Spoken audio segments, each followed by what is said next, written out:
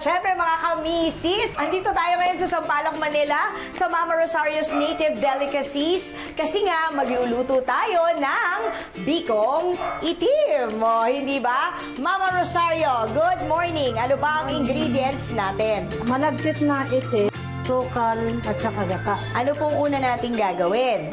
Sasaing muna siya, Isasaing natin Oo. ang... yung malagkit. So itong black sticky rice na to, isasaing natin. Tapos syempre, alam naman natin, pag malambot na, yun yun. O, sige, so magicin natin, ha? O, pagbilang kong 3, magiging black sticky kanin na to. O, di ba? And a 1, and a 2, lumilipad-lipad pa. And a 3, tada! O, galing ko mag-magic, di ba, ate ko rin? Ano na susunod natin gagawin? Maglaluto na tayo ng gata. Gaano po karaming gata ang kailangan natin? Kunyari, Pinubusin. etong isang malukong na to, gaano po karaming gata ang kailangan natin? Pag mga ganyan, mga kalahating kilo. Po yung susunod. Sukal lang siya, mga 1/4 kilo. Tutulungan kita. Hahalu-haluin lang natin yan. Ano to? Parang gagawin nating caramel? Laputin. Laput. Oh. Kwentuhan nyo kami, bakit ang sa lahat naman ng talaga ng mga magagamit bilang kanin, bakit black sticky rice? Mas ano siya, mas masarap. Tsaka mas mataas na ang protina, iron at vitamin D. Wow, talagang Para sa puting malagkit. naisip mo pa talaga yon, ha? Okay, sige.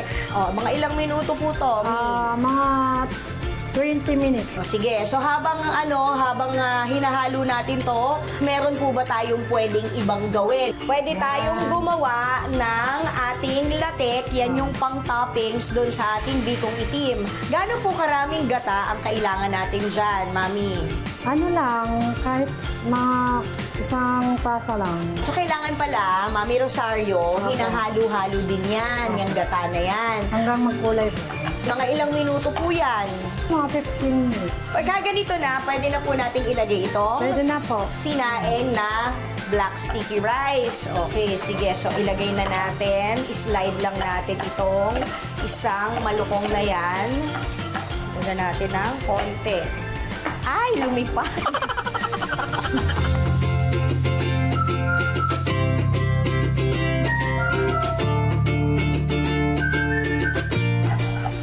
Ay! Yan na! Nakita nyo ba? Umuusok-usok pa. Kasi champuradong tuyot, ano? Kailangan nating antayin yung ginagawang latik ni Mami Rosario kasi yun yung ipambubudbud natin. O, sa mga nabibilisan po sa aming rundown ng recipe at kung paano gawin itong bikong itim, nasa face-to-face with Ate Kuring Facebook page and TikTok account, yung mga ingredients, hahanguin na natin yung latik. Sarap!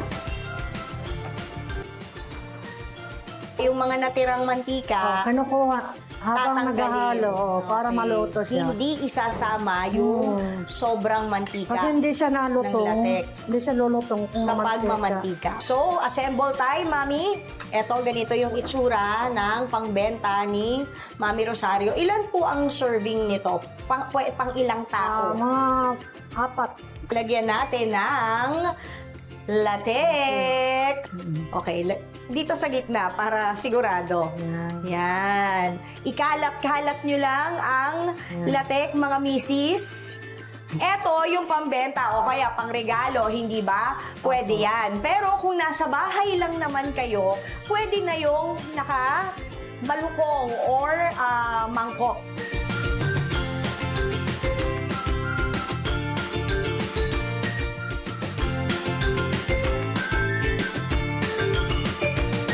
Ayan na, ready na yung ating bikong itim. O sige, tikman natin.